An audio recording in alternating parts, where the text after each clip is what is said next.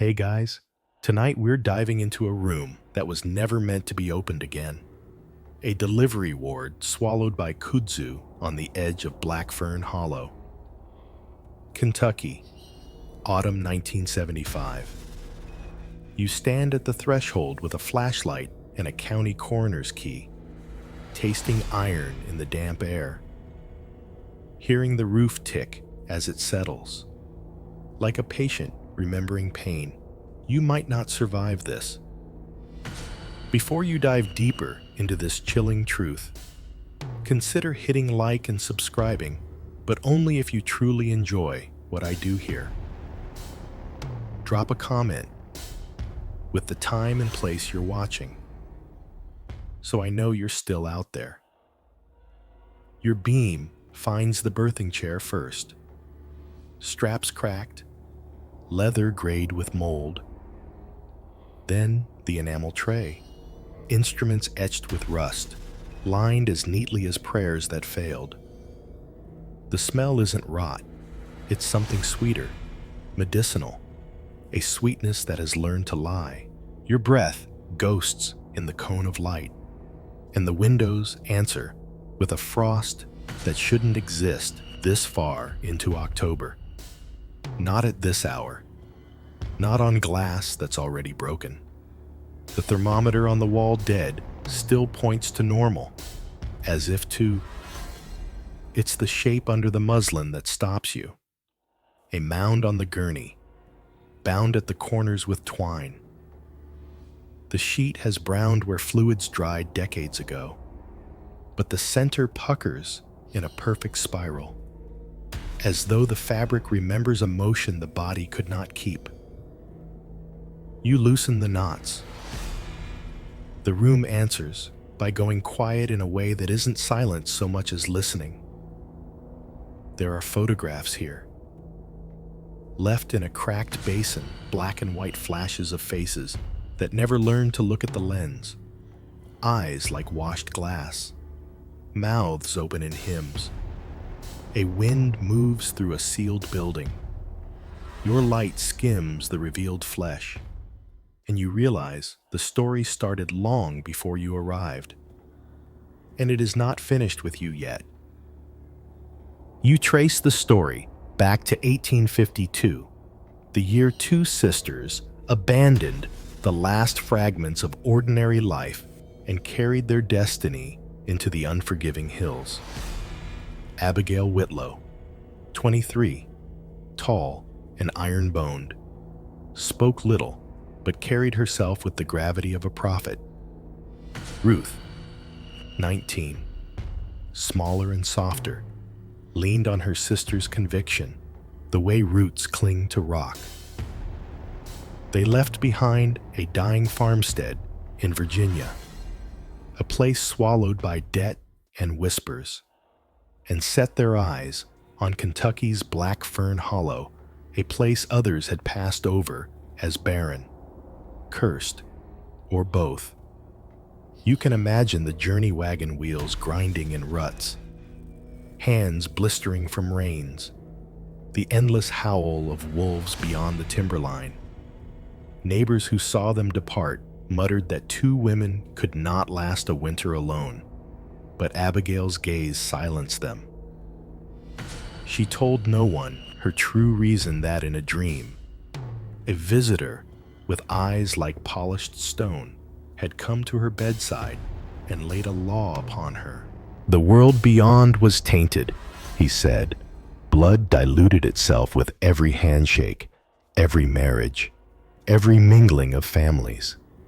To survive what was coming, a circle had to be drawn and sealed.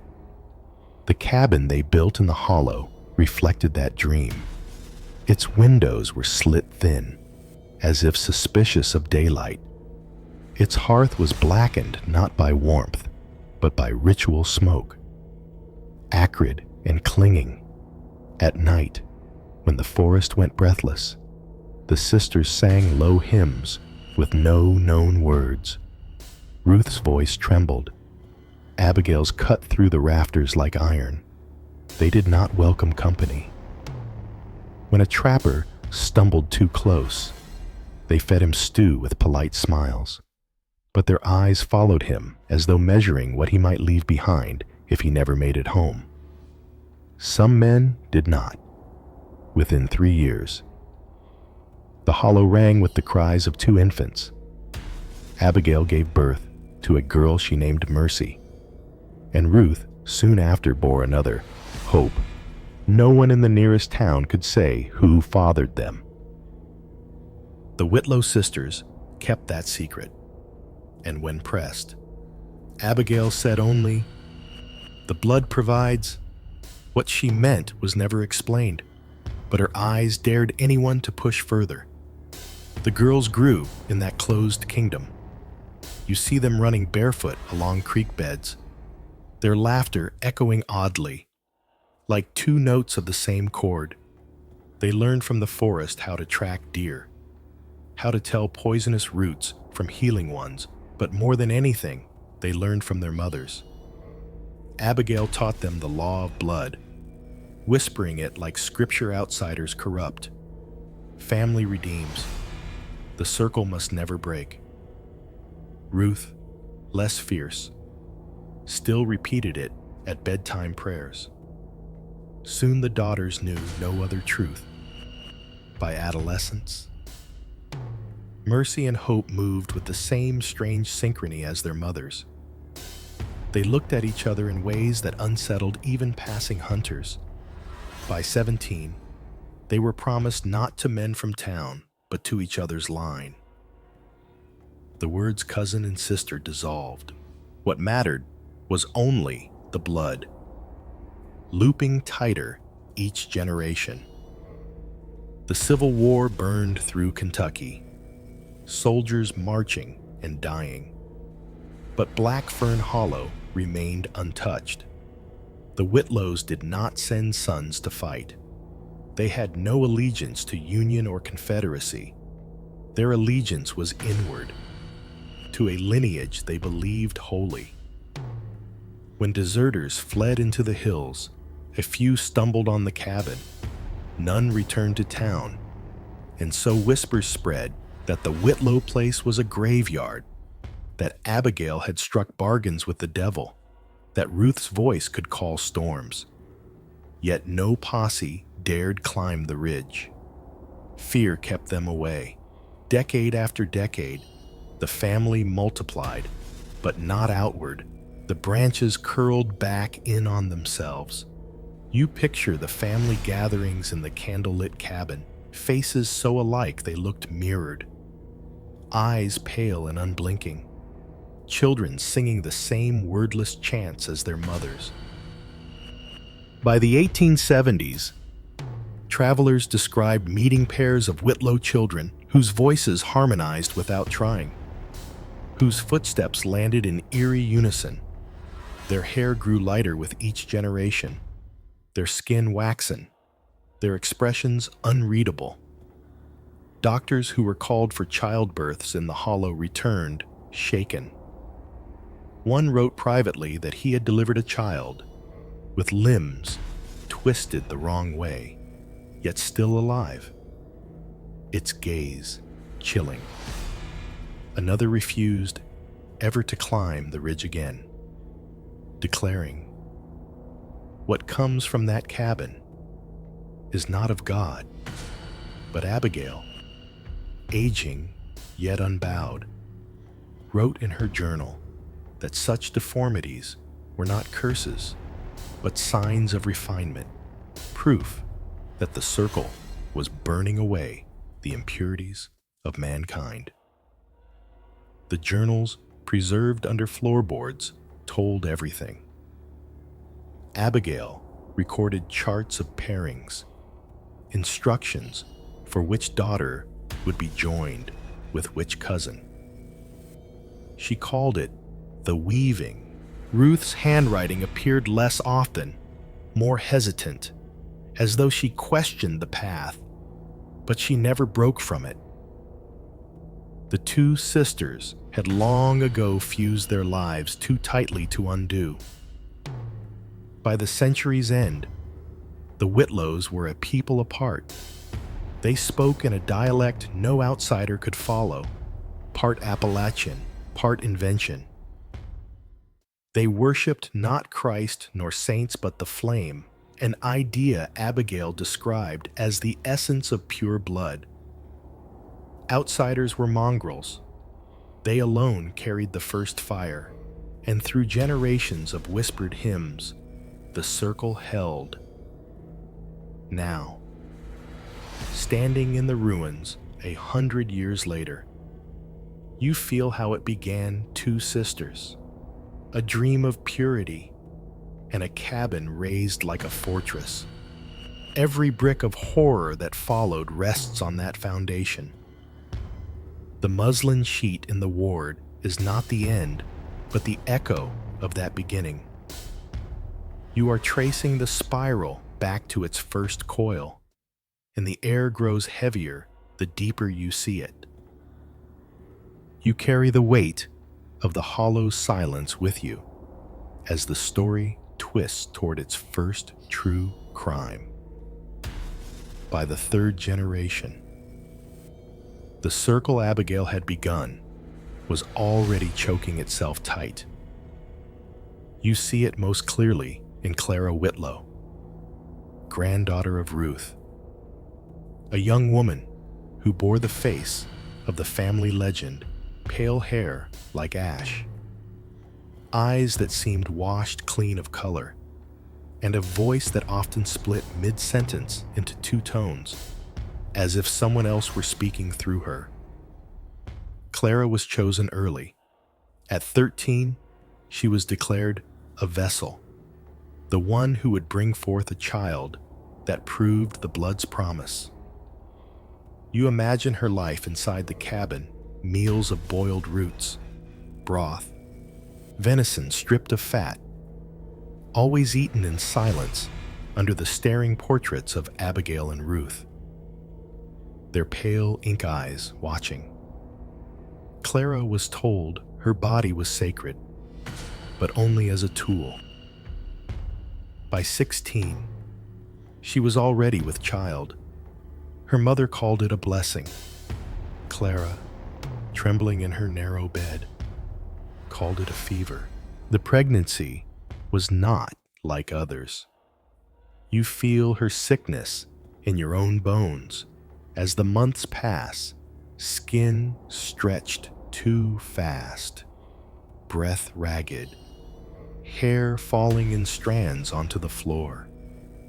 She whispered to the child in her belly, though what she said no one could hear. At night, she scratched spiral patterns into the wood of her bed frame until her nails bled.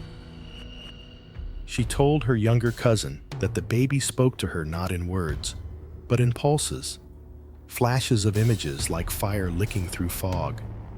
The cousin tried to tell the elders, but they only smiled.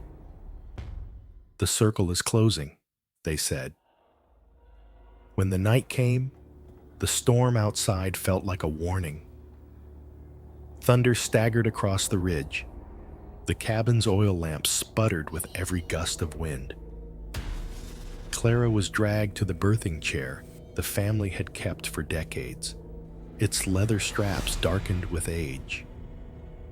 You see the family gather around her, their faces lit by lamplight, eyes wide with reverence, as if watching a ritual older than the mountains. The labor stretched for hours, each contraction like a scream forced through glass. Blood soaked the chair, pooling on the planks. Clara's cries shifted into something less than human, guttural sounds that rattled through her chest. She begged, not for life, but for release. You hear her final plea in your head: "Cut it out. Let me die." But no one listened. The family elders pressed her down, chanting as though her suffering was an offering. The child was born in silence. No cry, no gasp, just a wet, shuddering shape that twitched in the midwife's hands.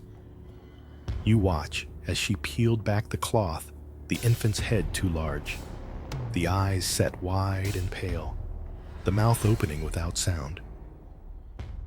Clara tried to lift her arms, but her body was already failing. She bled out before dawn, her face waxen, her lips blue. Her last look was not at her family, but at the cracked ceiling beams above her, as though searching for a sky she had never seen. The child was named Jonah, though no one outside the hollow ever knew. He survived, but not as a normal boy. You imagine his early years walking with a halting lurch, his hands curling unnaturally, his gaze unnerving in its vacancy. The family praised him as a sign that the blood was growing stronger. Even as his silence grew heavy, he never laughed. He never cried. At night, neighbors claimed they heard him humming, a low vibration that seemed to rise from the earth itself. And then came the first true death beyond the family's walls. A traveling peddler, foolish enough to follow the old deer path into the hollow, was found days later at the creek bed, his body gnawed in ways no animal could account for. His eyes were gone, his chest was split, ribs bent outward like the petals of a grotesque flower. You hear the sheriff's men whisper that it looked surgical, but no one dared accuse the Whitlows directly. Fear of the hollow was older than law, and inside the cabin, Jonah sat by the hearth, his small, pale hands slick with something dark. His mother was gone, his name never recorded, but his presence was undeniable, a living proof of Abigail's prophecy. The family said the peddler's death was coincidence, that wolves had grown bold. But you know better. You feel it in your spine. The circle had drawn blood beyond itself, and there would be no turning back. Years blurred, and Jonah's oddness grew sharper. He would vanish into the woods for days, returning without explanation, sometimes carrying small bones he arranged in spirals on the floor. Children in nearby valleys whispered of a pale boy with a crooked gait who watched them from the tree line. Adults dismissed it. But when livestock began to vanish, sheep, goats, calves, every trail of blood led toward Black Fern Hollow. You see how the family shielded him, hiding his axe beneath layers of silence. They believed each death was necessary, each life outside the bloodline a gift to strengthen their chosen child. And with each offering, Jonah grew taller, his hum louder, until it seemed the very walls of the cabin thrummed with it at night. But the secret could not stay hidden forever. In 1893, a doctor summoned against his will attended the birth of Jonah's first child. What he saw drove him near madness.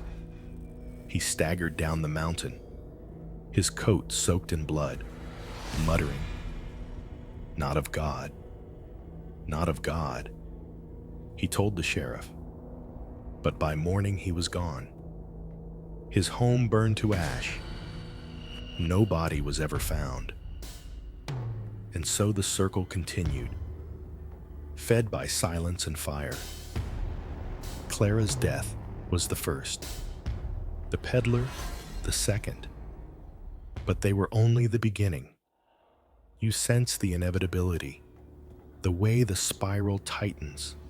Each step, each sacrifice, is another turn towards something darker. The Whitlows were no longer just a family, they were a crucible. And you, standing in the abandoned ward a century later, feel the echo of Clara's scream and Jonah's hum vibrating beneath your feet, reminding you that crimes like these are never buried. They are only waiting. You know by now, the Hollow was not just a refuge, but a forge. With each generation, the circle turned tighter, the spiral dug deeper, and the blood drew hungrier. Jonah was only the beginning. What followed was escalation deaths that could not be hidden, patterns that grew too grotesque to dismiss as accidents of wilderness. By the turn of the century, Jonah's children had multiplied. Some were stillborn, their bodies twisted into forms the family buried beneath unmarked stones. Others survived, though survival did not mean life as you understand it. You picture them wandering the hollow barefoot, skin so pale it glowed in moonlight, their movements jerky, as if pulled by strings. They spoke in fragments, not words but guttural sounds that sometimes harmonized into chants. And the family claimed these noises were prayers. Neighbors who overheard called them curses. The first clear sign of escalation came in 1901. School teacher named Martha Evans disappeared on her walk between town and the ridge.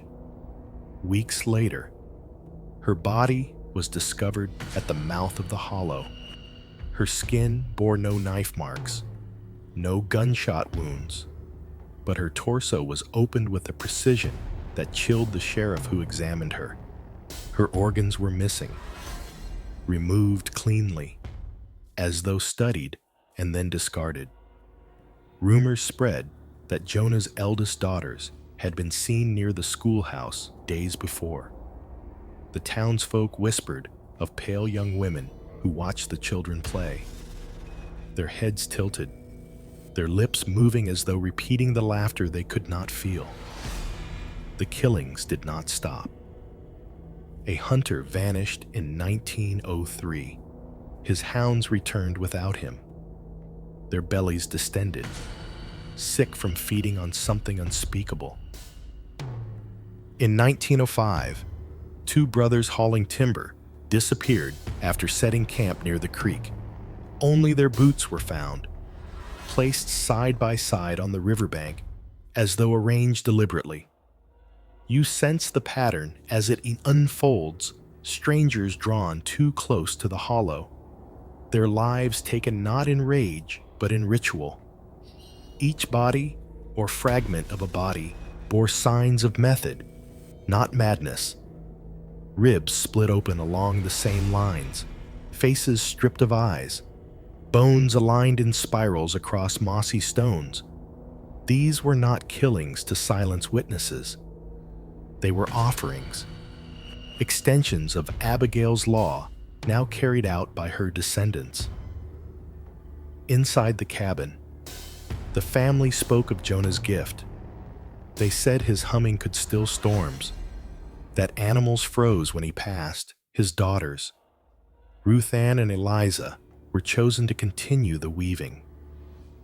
They bore children by their uncles, cousins, sometimes even by Jonah himself. The lines blurred until every child was the bloodline folded back on itself. Each birth carried more risk, more deformity, but the elders welcomed it.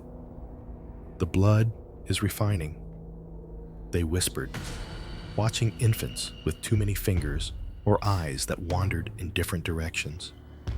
You imagine the horror of a midwife cousin holding a newborn whose chest rattled with two uneven heartbeats, only to watch it gasp and fall still. The family did not weep. They lifted the body to the firelight and chanted, "The circle is stronger." Outside the hollow, fear grew. Children in the nearby valley reported seeing strange figures watching them at dusk tall, thin shapes swaying in unison like stalks of corn in the wind. Farmers spoke of livestock drained of blood, but otherwise untouched. Dogs refused to hunt near the ridge, howling if forced closer. The sheriff's men investigated half-heartedly, but each time they returned shaken, unwilling to describe what they'd heard in the woods. One deputy quit on the spot, muttering, "Their voices ain't human." By 1910, the Whitlows had become a legend. Parents warned children, "Don't stray near Black Fern Hollow, or the pale women will take you." But legends do not kill teachers, hunters, and timber haulers. Flesh and blood hands did, and they belonged to Jonah's kin. You see the escalation not just in numbers, but in boldness. By 1915, they no longer waited for strangers to stumble into their world. They ventured out at night, pairs of sisters slipping into town to watch through windows, to stand at the edge of farms. One farmer woke to find all his chickens dead, each throat slit cleanly, feathers arranged in a spiral at his barn door. Another swore he saw a girl with pale hair crouched over his pigsty, her mouth dark with blood. The law tried once more. A marshal rode up with 3 men in 1917, determined to question Jonah. They did not return. Their horses were found days later, wandering near the hollow. Saddles empty, reins cut. The marshal's badge was nailed to a tree at the hollow's mouth. From then on, no lawman rode that way again. The family celebrated each vanishing as proof of their protection. They believed the world beyond was too corrupt to challenge them, that the blood had grown untouchable. Their rituals became bolder fires blazing through the night, chants echoing across the ridges, bones of victims displayed in patterns only they understood. And you, walking the ruins a half-century later, feel that legacy pressing in on you. The muslin sheet on the gurney, the photographs left behind, these are not isolated artifacts. They are the culmination of decades of violence carried out in secrecy, sanctified by belief.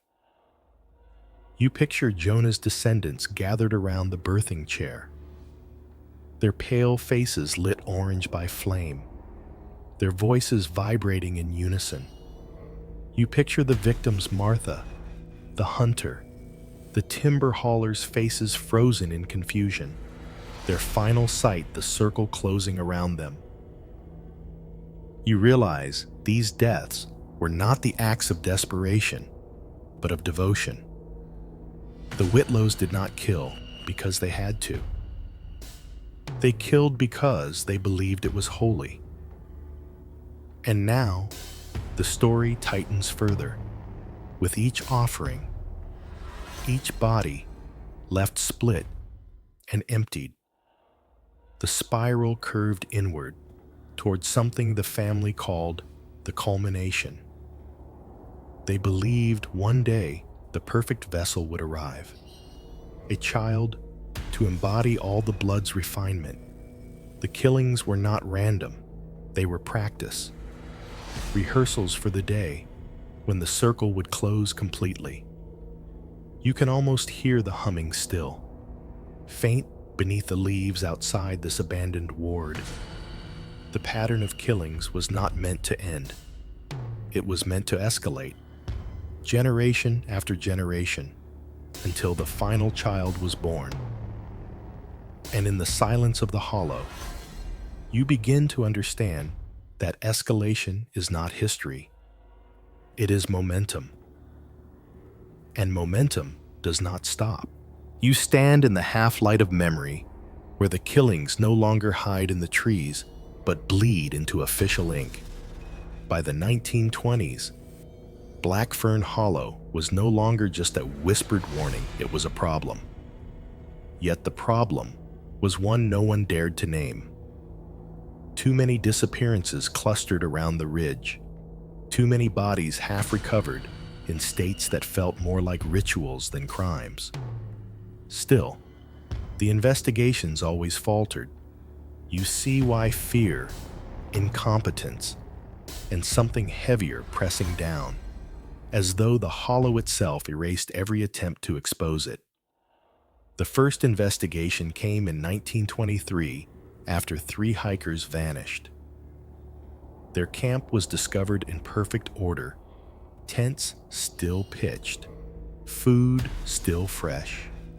Only their boots lay by the fire, arranged heel to toe in a circle. The sheriff organized a search. You picture the dogs straining at their leashes, howling at the ridgeline, but refusing to climb. Deputies fanned out, their lanterns casting trembling cones of light. They found nothing. No tracks, no blood, just silence so thick it pressed against their eardrums until one deputy vomited in the dirt. The report filed the next day concluded likely lost in terrain, privately. The sheriff told his men never to speak of it again. The 1930s brought more. A census taker sent to the hollow never returned. His clipboard washed up downstream. The pages warped with water and streaked with what looked like rust but smelled of iron. The census office wrote him off as another casualty of backcountry duty. But you know better. He had stepped into the circle, and the circle had closed around him. When war came in the 1940s, federal eyes swept even the smallest counties. You imagine the agents arriving in black cars, their shoes too polished for mountain mud, their questions blunt. What's up there? Who lives in Black Fern Hollow? Locals shrugged, feigned ignorance. The truth is, they were terrified. They had seen enough pale faces at the edge of their fields, enough spirals carved into their barn doors, to know better than to answer. The agents rode up the ridge once. They never came back. Their report, what little of it leaked, said only, no contact. Area unstable. Recommend no further pursuit. You sift through testimony, scraps of interviews gathered decades later. A farmer's wife confessed that she saw 2 Whitlow women in 1952 standing at the edge of her cornfield under the harvest moon. They were tall, thin, hair gleaming silver. They did not move. They only watched. She ran inside to wake her husband, but when they returned, the women were gone. The corn in that row never grew again, as if the soil had been salted by their gaze. Police files from the 1960s read like fragments of nightmares. Hunters claimed to hear humming in the pines, a droning vibration that rattled in their teeth. Campers reported finding circles of bones on mossy stones, too clean to be animal remains, too arranged to be chance. One boy swore he woke to see a child crouched outside his tent, its eyes reflecting firelight, its lips moving silently. He screamed, and it fled on all fours into the brush, faster than any animal he had ever seen. The deputies who interviewed him laughed nervously, then filed the report under juvenile imagination, and then, in 1971, the escalation spilled into daylight. You know the moment Sarah Whitlow carried down from the ridge, emaciated, unconscious, her body ravaged by an impossible pregnancy. For the first time, the family broke its silence, stepping into a hospital with their secret in their arms. Doctors recoiled at the sight. Nurses wept. Machines faltered. But the investigation that might have followed was smothered in its crib. Men in suits arrived, colder than the morgue, carrying credentials no one had seen before. They confiscated records, silenced staff, and declared the case closed before it began. Still, fragments survived. You imagine Dr. Powell, her hands trembling as she wrote in a private notebook, subject's heartbeat irregular. Sounds resemble whispering. You picture Nurse Williams sneaking a photograph, grainy but damning, of the impossible child in its incubator. You see the fear in their eyes when they realize they were not documenting a deformity, but witnessing something designed. And you feel their silence afterward, the kind that eats a person alive from the inside. The official investigation ended before it could start. But in whispers and unsigned letters, a different story circulated. Agents hinted at genetic anomalies, patterns too precise to be natural. Historians pointed to Abigail's journals, scribbles of spirals, diagrams of pairings that looked more like equations than theology. The Whitlows had not stumbled into horror. They had followed instructions. Whose instructions no one dared say aloud. You walk through this history as though paging through evidence boxes. A rusted sheriff's badge nailed to a tree, a census clipboard stained with iron, a photograph of a child with 3 faces blurred behind glass. Each piece should form a case file, a clear line from crime to criminal. But instead, it feels like smoke slipping through your fingers. The family remains untouchable, their crimes unpunished, their rituals uninterrupted. Every investigator who pushed too far either vanished, resigned, or fell silent. And so the investigation became less about solving crimes and more about surviving them. Lawmen pretended not to hear. Doctors falsified records. Locals buried their terror under folklore. The Whitlows thrived in that silence. Each unanswered question was another layer of protection, another brick in their fortress of secrecy. Standing here, decades later, you see the truth. The investigation was never meant to succeed. The system itself, bent around the hollow, warped by fear and by something older than fear. The family did not just elude justice, they erased the very idea of justice from the ridge. And yet the evidence remains, scattered like bones across the forest floor. You are looking at it now, piecing it together. You realize the investigation was not a failure, it was a burial. And the ground you stand on is still unsettled. You've followed the spiral through blood and silence, but what lies beneath is worse than murder. The truth reveals itself not in confessions, but in fragments the journals left to rot beneath floorboards. The whispered testimonies of those who dared step too close. When you read Abigail's words, you understand the Whitlows were not simply victims of their own madness. They were disciples. The journal opens with neat script. The ink faded to brown. The man came in winter. Abigail wrote, "His eyes were stones, polished and cold.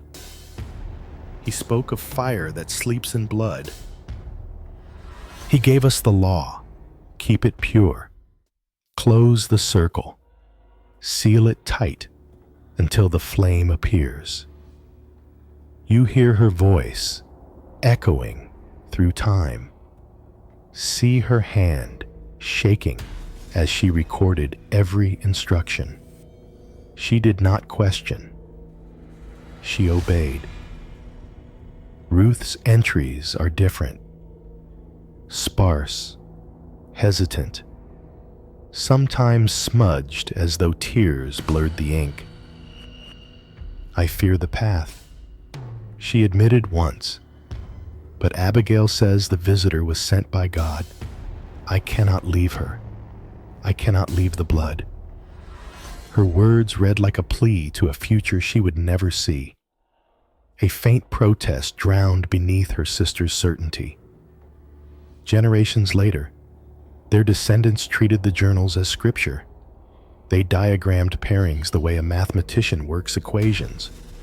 They rotated partners, mother to son, cousin to aunt, niece to uncle, not for lust, but for calculation.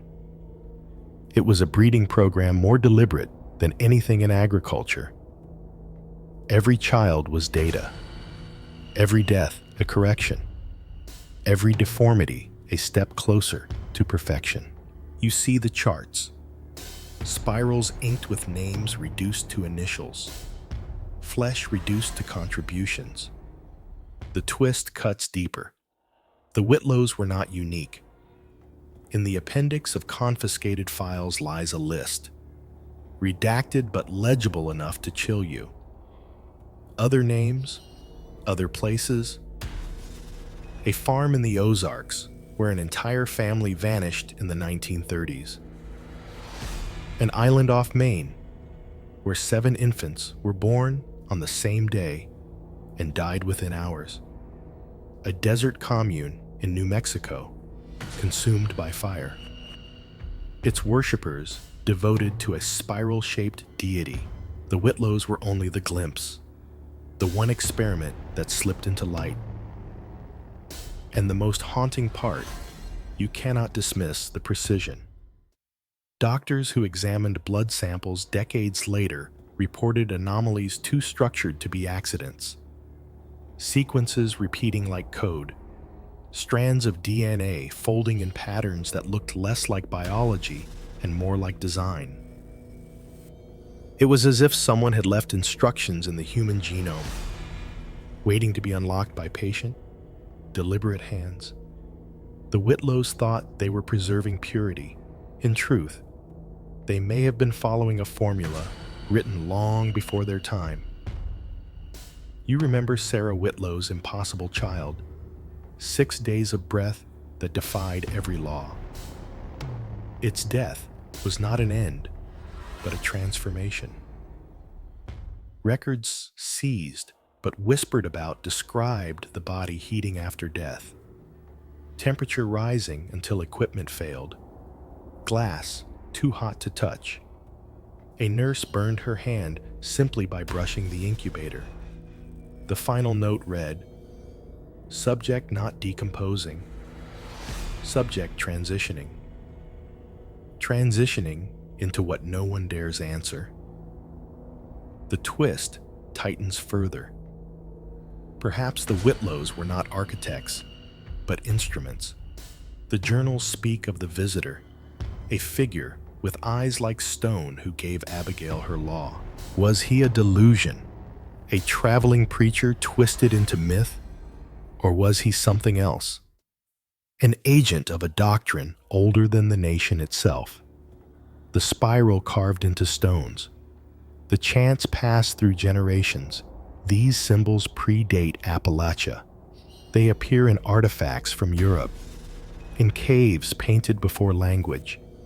Wherever humans tried to explain the unknown, the spiral waited, and now you realize what chills you most. The Whitlows were never trying to create a family. They were trying to build a vessel. Sarah's child was not their end, but their offering. A bridge between what is human and what waits beyond. For 6 days, the bridge held. For 6 days, the world felt the weight of something it could not name. Then, the government closed the file. Not because they solved it, but because they feared what they had seen. Standing in that abandoned ward, You feel the silence pressing close. The investigation led you here, but the journals show the truth. This was not a crime of passion, not madness, not even cruelty. It was obedience. And obedience is harder to kill than blood. The Whitlows did not act alone. They acted as hands of a larger design, a design that may not have ended when Sarah's child dissolved. You wonder how many other hollows, other forgotten places, still guard their secrets. How many families chant to spirals in the dark? How many children are born silent, watched with reverence instead of horror? The government may have buried the Whitlow case, but the earth is wide and silence is fertile. The twist is this: you were never following a murder investigation. You were following a blueprint, and the blueprint is still being built. You trace the spiral to its end, but endings here are only illusions. After Sarah Whitlow's death and the confiscation of her child's body, the family seemed to vanish. The cabins rotted, roofs caved, windows dark. Officials declared the hollow abandoned, claimed the bloodline had burned itself out. But you feel that's another lie. Silence does not mean absence. Silence often means waiting. Rangers patrolling the ridge in the 1990s whispered of equipment failing without reason, compasses spinning, radios hissing with low hums that sounded disturbingly like voices. Some admitted off record that they saw eyes in the tree line pale, steady, unblinking.